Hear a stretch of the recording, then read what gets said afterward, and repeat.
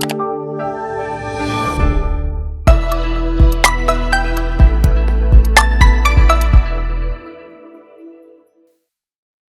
वालेकुम स्टूडेंट्स, क्या हाल है आपके। मेरा नाम है अबरार चौहान। आज हम first year chemistry chapter number 5 की एक्सरसाइज का फर्स्ट लेक्चर करने जा रहे हैं। इसके अंदर हम MCQs, fill in the blanks और ट्रू फॉल्स को करेंगे। तो चलते हैं हम लेक्चर की तरफ। Students, we are going to solve chapter number 5 MCQs. ये एमसीक्यूज एग्जाम के लिहाज से तो इम्पोर्टेंट है ही है, ये एंटी टेस्ट के लिहाज से भी बहुत इंपॉर्टेंट है। तो हम कोशिश करेंगे कि इसकी बैकग्राउंड पे अगर कोई थ्योरी अप्लाई हो रही है जिसकी वजह से हमने राइट आंसर सिलेक्ट किया है तो हम उसको भी डिस्कस करें। First MCQ, the nature of positive rays depend upon the nature of electrode, they are not emitted from electrode. तो हम इस पॉइंट ए को तो डिस्कस ही नहीं कर सकते। क्यों? पॉजिटिव रेज एक्चुअली आयंस होते हैं गैस के, जो डिस्चार्ज ट्यूब के अंदर बनती है कैथोड रेज के वजह से। कैथोड रेज करती क्या है? एक्चुअली वो नॉकआउट कर देती हैं इलेक्ट्रॉन्स को फ्रॉम द गैस एटम्स और वो आयंस में कन्वर्ट हो जाता है। फॉर एग्जांपल हीलियम के 2 इलेक्ट्रॉन नॉकआउट कर देंगे तो हीलियम आयन में कन्वर्ट हो जाएगा और हीलियम का atom will start moving towards cathode. That actually are called positive rays. चाहे वो कोई भी गैस हो, वो पॉजिटिव रेज में कन्वर्ट हो सकती है by knocking out its valence electron somehow. Point B, the nature of discharge tube. The nature of discharge tube does not affect the positive rays. Discharge tube में तो experiment हो रहा है, discharge tube से थोड़ी हमारी पॉजिटिव रेज बन रही हैं। दूसरी बात यह है कि डिस्चार्ज ट्यूब की कंपोजिशन चेंज करने से कैथोड रेज जो कलर प्रोड्यूस कर रही होंगी वो जरूर चेंज हो जाएगा। C option, the nature of residual gas, यानी कि जो हम गैस यूज कर रहे हैं डिस्चार्ज ट्यूब में एक्सपेरिमेंट के लिए, ये उसकी नेचर पर डिपेंड करती है। This option is correct. Now how do I know this option is correct? For example hydrogen का एक एटम लेते हैं, उसमें एक प्रोटॉन है और एक इलेक्ट्रॉन है। अब हुआ यूं कि कैथोड रेज प्रोड्यूस हुई, ये ब्लू कलर का जो मैंने इलेक्ट्रॉन बनाया है, ये क्या करता है, ये रेड कलर का जो इलेक्ट्रॉन हाइड्रोजन का इसको नॉकआउट कर देता है। तो पीछे क्या बच गया? पीछे बच गया हमारे पास positive nucleus of hydrogen atom. क्यों? उसका इलेक्ट्रॉन तो रिमूव हो गया है by collision with cathode rays. तो ये एक इलेक्ट्रॉन था जो रिमूव हो गया फ्रॉम हाइड्रोजन एटम, और जो एक ब्लू कलर का इलेक्ट्रॉन है ये वाला, that is actually of cathode rays. तो मेरे पास जो इक्वेशन बनेगी ना वो कुछ इस तरह बनेगी, M गैस एटम है, E इलेक्ट्रॉन है। जब ये गैस के एटम से टकराया तो M पे पॉजिटिव चार्ज आ गया। अगर उसके पास एक इलेक्ट्रॉन है फॉर एग्जांपल, तो M पे जो चार्ज आएगा वो +1 आएगा। अगर वो 2 इलेक्ट्रॉन नॉकआउट करता है तो M पे जो चार्ज आएगा +2 आएगा। साथ एक इलेक्ट्रॉन जो नॉकआउट हुआ है प्लस एक कैथोड रेज का जो इलेक्ट्रॉन था, वो दोनों मिलकर 2E बनाएंगे। अच्छा, अगर मैं इसकी जगह यूज कर लेता हूं, for example I will use helium gas. तो हीलियम गैस के न्यूक्लियस जो होता है उसमें 2 प्रोटॉन होते हैं और 2 न्यूट्रॉन होते हैं, और उसके वैलेंस शेल के अंदर, असल में हीलियम में होता ही एक शेल है, उसके अंदर 2 इलेक्ट्रॉन होते हैं। तो आप क्या एक्सपेक्ट करते हैं, क्या इसका बनने वाला पॉजिटिव चार्ज उसी साइज उसी मैस का होगा जिस मैस का हाइड्रोजन एटम का पॉजिटिव चार्ज बना है? यकीनन ये उससे बड़ा होगा, इस पर चार्ज भी ज्यादा होगा और इससे बनने वाला जो चार्ज होगा उसका मैस भी ज्यादा होगा, क्योंकि न्यूक्लियस का जो मैस है वो हाइड्रोजन एटम के मैस से ज्यादा है।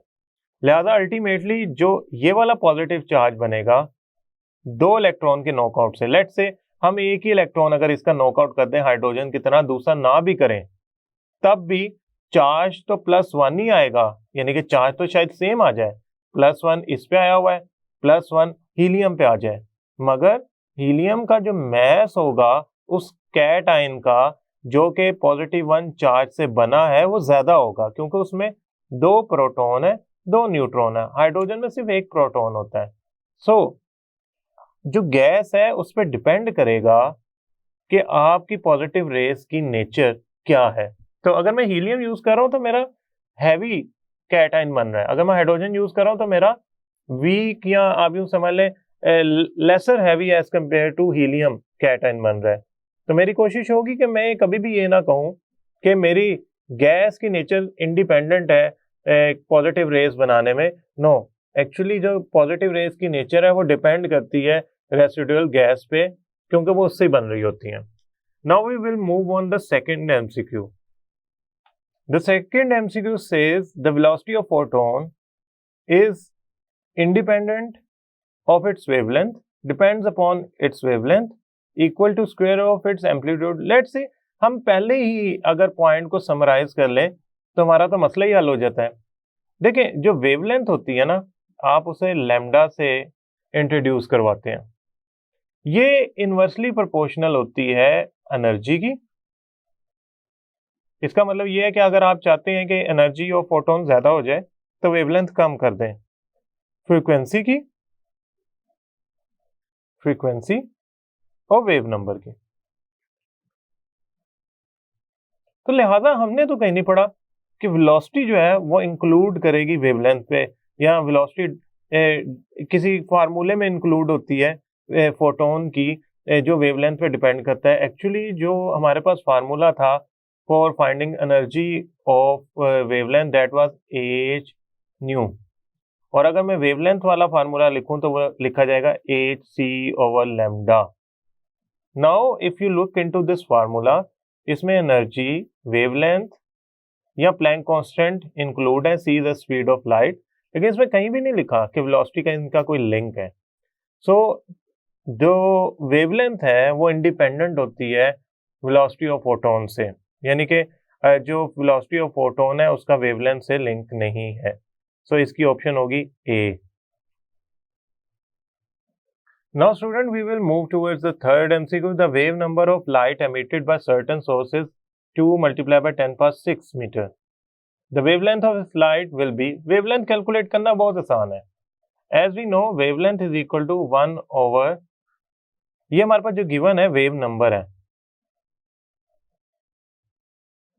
So the wave number given of light is, इसकी जगह वैल्यू इनपुट कर देते हैं 2 into 10⁻⁶ पर मीटर।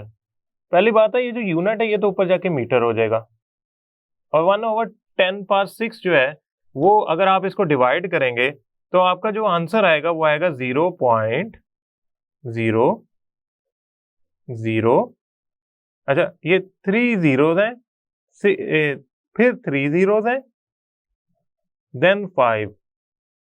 तो अगर मैं इसको लिखना चाहूं तो मैं इसको 510⁻⁹ मीटर में भी लिख सकता हूं, और मैं इसको 500 नैनोमीटर में भी लिख सकता हूं। मैंने नैनोमीटर का इसलिए यूज करना चाह रहा हूं क्योंकि मेरे पास जो वैल्यूज गिवन है ना उनमें नैनोमीटर यूनिट यूज हुआ हुआ है एमसीक्यूज में। तो if I convert this into nanometer तो मेरा 500 आंसर आता है। सो ऑप्शन ए।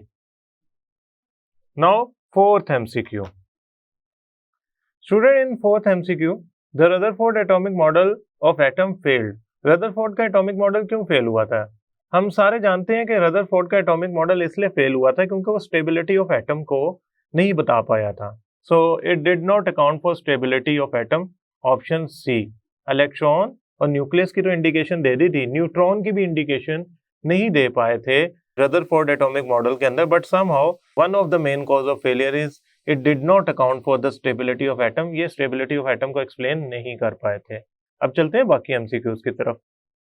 MCQs number 5.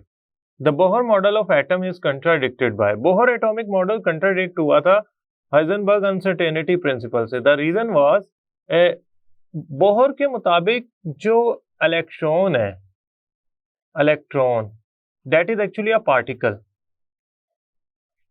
और आप इसकी एग्जैक्ट लोकेशन या पोजीशन और वेलोसिटी दोनों फाइंड कर सकते हैं। लेकिन अगर मैं इसको वेव कंसीडर करूं तो हाइजेनबर्ग अनसर्टेनिटी प्रिंसिपल के मुताबिक मैं इसका मोमेंटम जो वेलोसिटी से डेफिनेटली रिलेटेड होता है और पोजीशन दोनों इकट्ठी नहीं फाइंड कर सकता। तो अब पहली उसकी वजह क्या है? बोहर के मुताबिक तो इलेक्ट्रॉन पार्टिकल है, मगर जब इसकी डेविसन और जर्मन ने प्रूव कर दिया एक्सपेरिमेंटली कि नेचर इसकी वेव लाइक भी है, तो तब आप ये हरगिज नहीं कह सकते कि आप इसे सिर्फ पार्टिकल अज्यूम करें, आपको इसकी वेव नेचर भी इंक्लूड करनी पड़ेगी।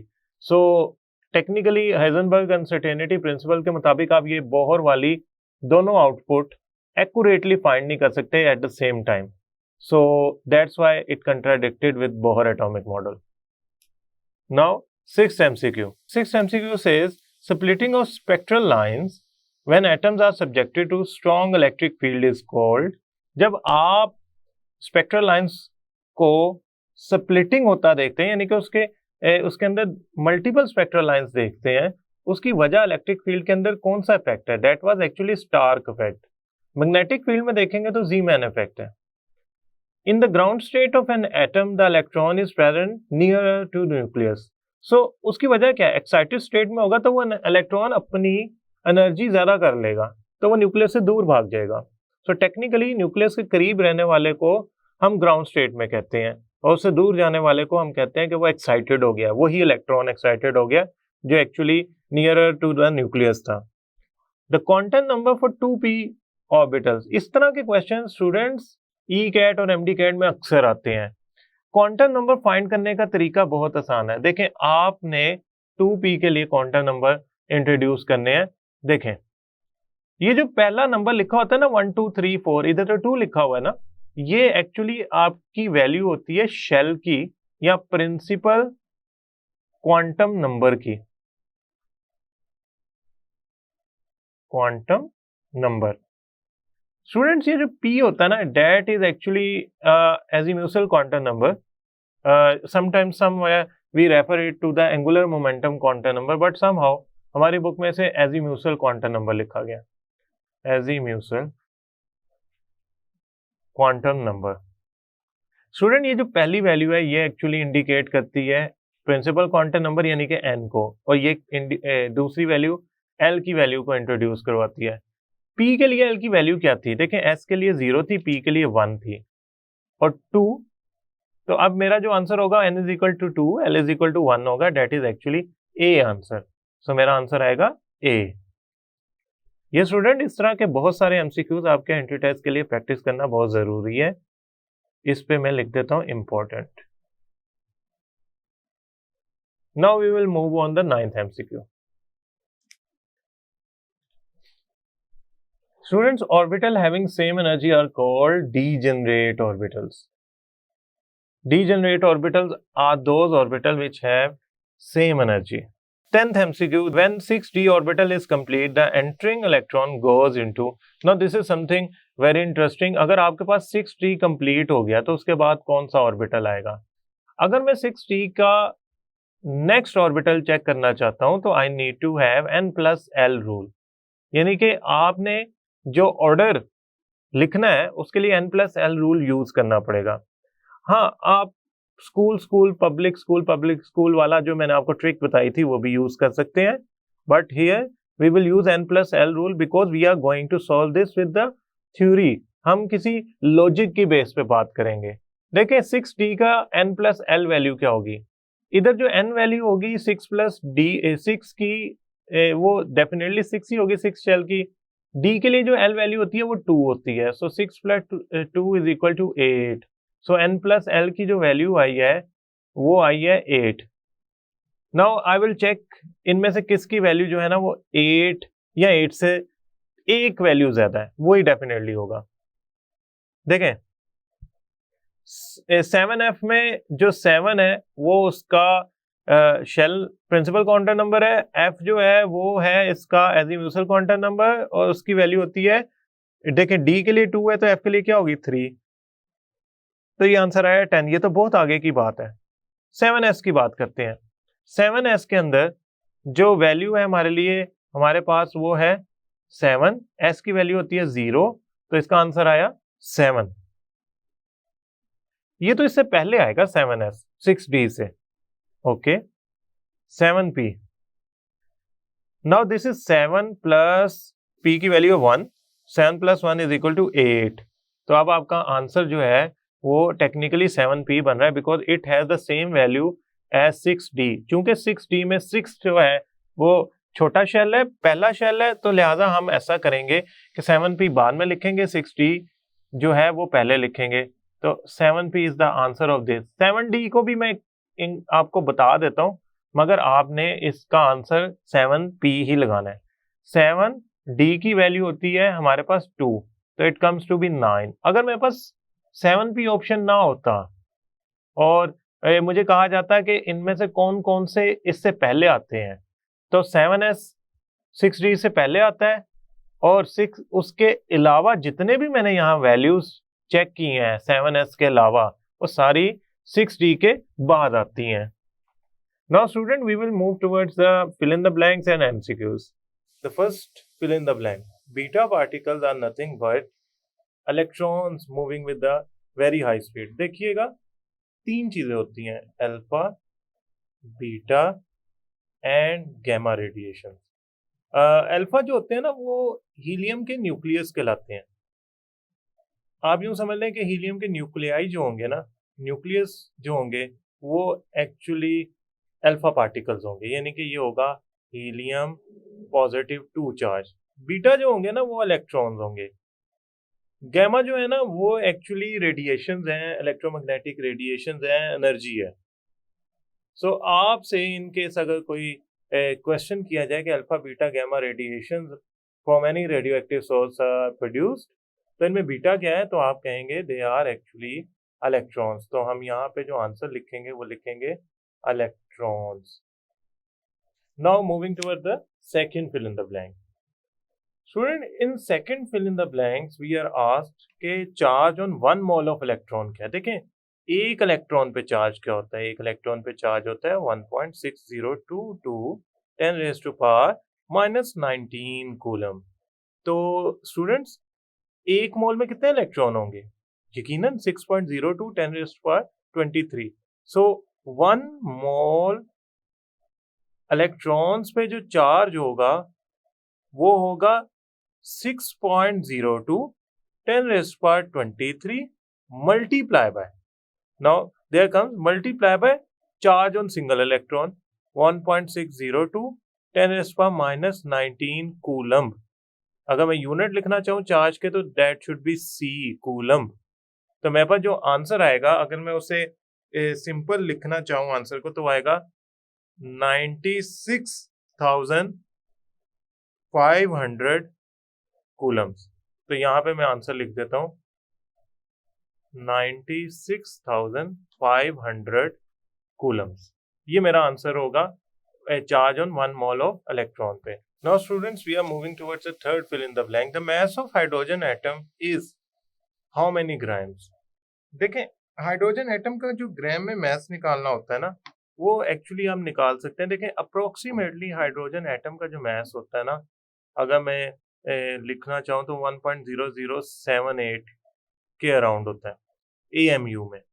अब AMU की जो वैल्यू है वो इस वैल्यू से मल्टीप्लाई की जाए, AMU 1 AMU कितने ग्राम्स के इक्वल होता है वो जरा देख लेते हैं। 1 AMU is equal to 1.66 10⁻⁻24 grams.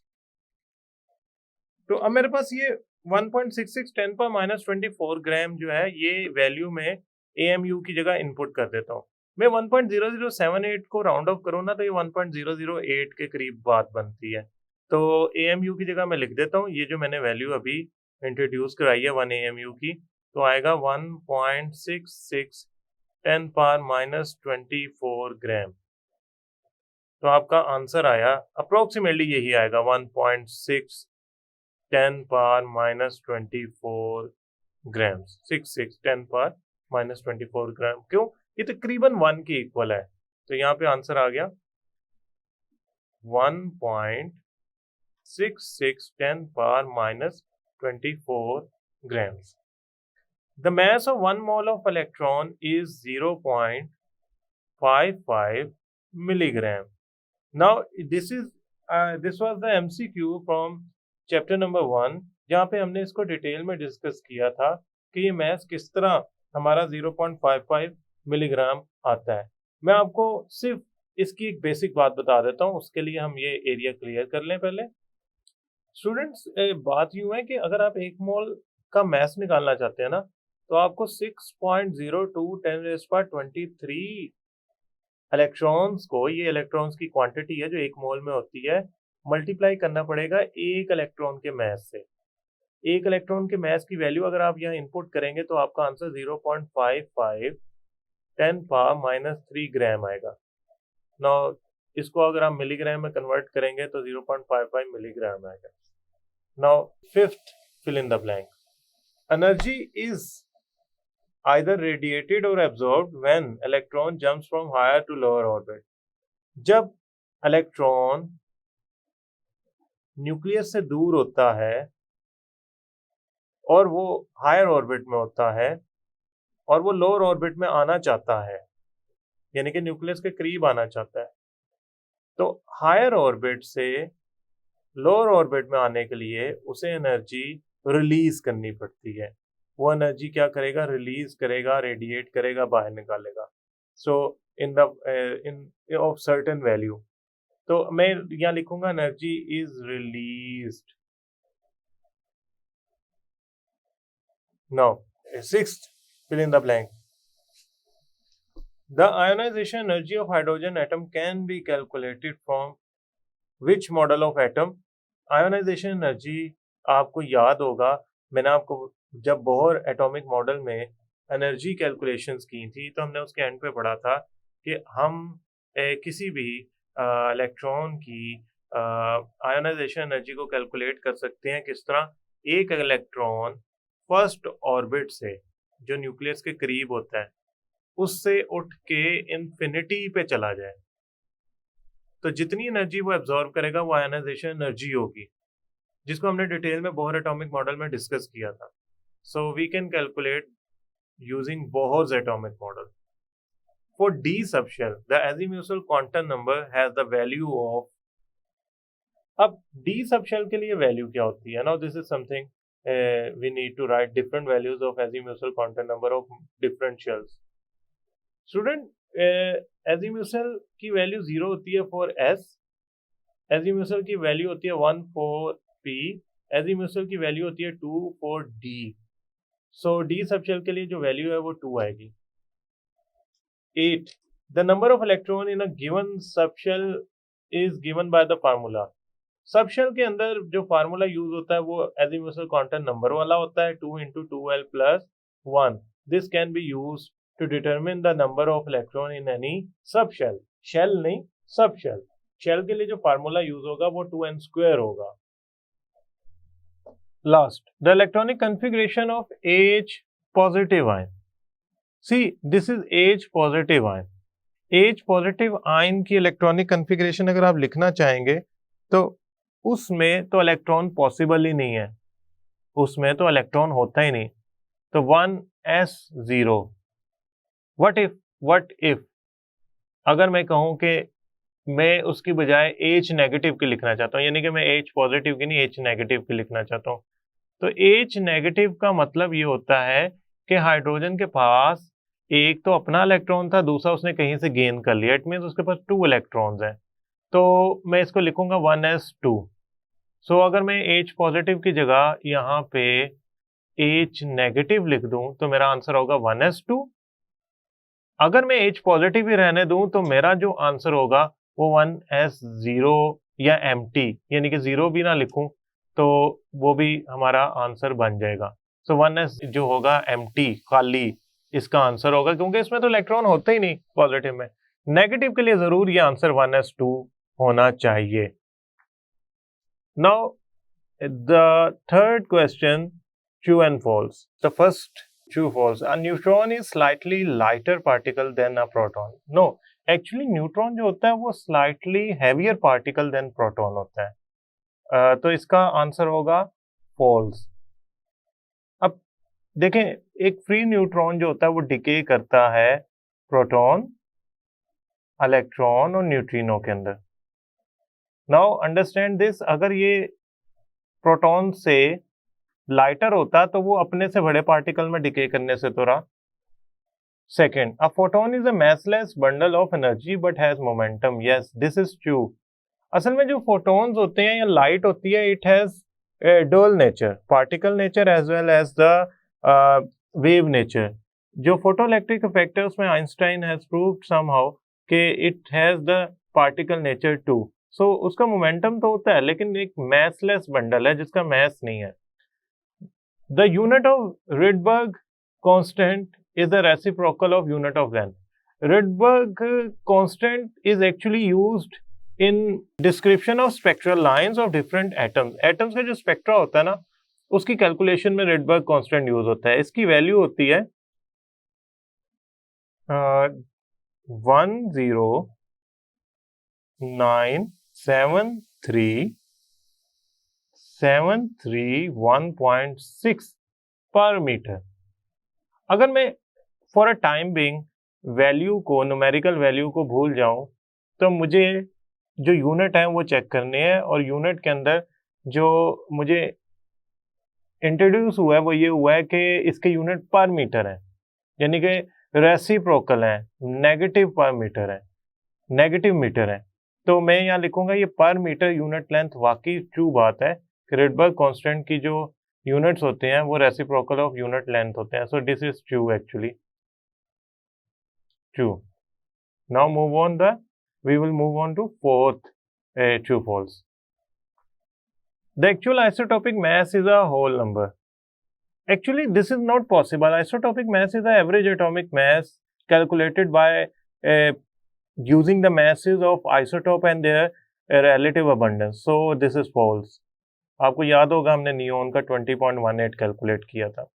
Heisenberg uncertainty principle is applicable to macroscopic bodies. No, it is applicable to microscopic bodies. So this is false. हमने इसको डिस्कस किया था लेक्चर के अंदर। The nodal plane in an orbital is a plane of zero electron density. देखिए nodal plane क्या होता है। फॉर एग्जाम्पल ये न्यूक्लियस है और न्यूक्लियस के इर्द गिर्द ये 1s है और उसके बाद ये मैं बना रहा हूं 2s।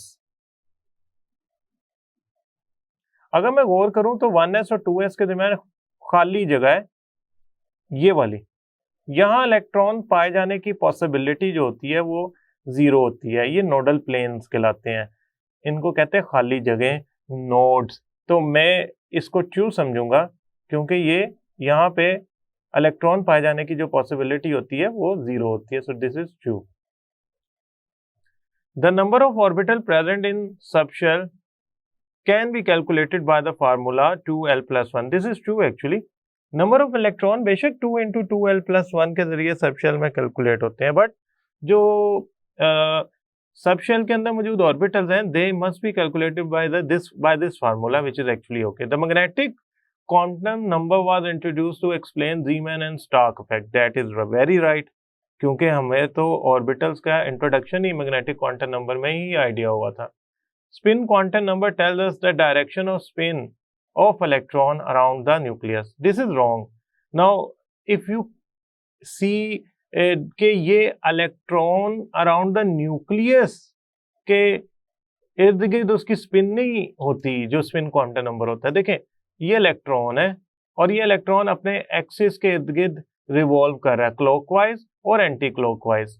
तो ये अपने एक्सिस के अलोंग जो स्पिन करता है, सॉरी रिवॉल्व नहीं, स्पिन करता है, ये अपने एक्सिस के अलोंग जो स्पिन करता है हम उसको स्पिन क्वांटम नंबर से शो करते हैं।